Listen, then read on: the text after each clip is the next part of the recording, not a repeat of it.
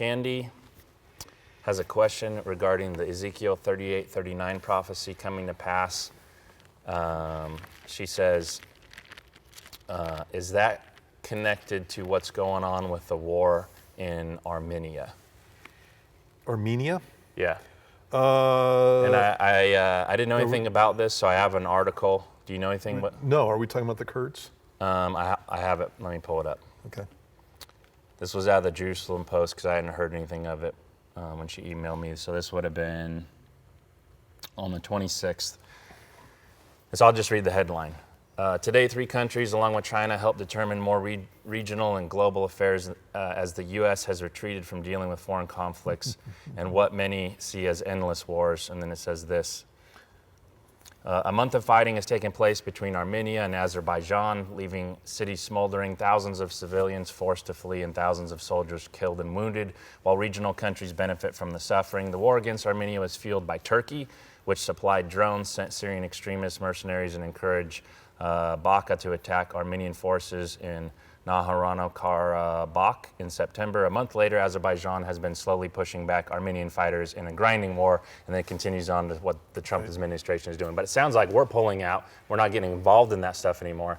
And now these countries that I listed, which the article in the beginning says Turkey, Iran, Russia, with Azerbaijan and Armenia. So that's in a nutshell. Yeah, all of that's going to be involved with this whole thing. You know, the major players in the Ezekiel war in that passage are Turkey and Russia and, Iran. And so anything that's going on in that area, those are things that I'm keeping an eye on.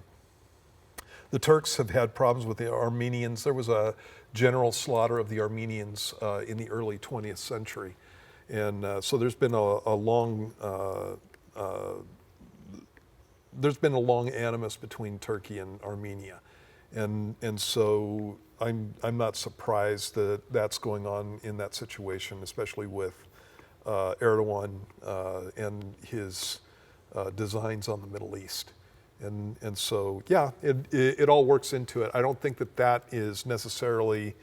It's going to be something that goes along with this, specifically because, again, you have Russia and Iran involved in the whole thing, and it looks like they're all together on the same page in these situations, and that is the main thing that I'm looking for.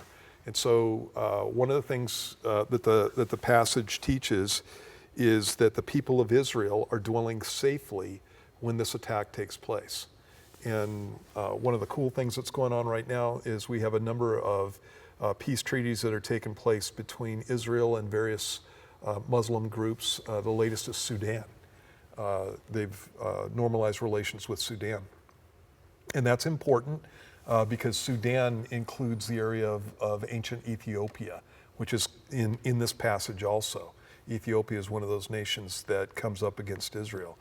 And so what I'm looking for is a situation. Actually, I'm looking to see specifically Saudi Arabia come in and have peaceful dealings with Israel. That's something that's specifically indicated in the passage. It talks about Sheba and Dedan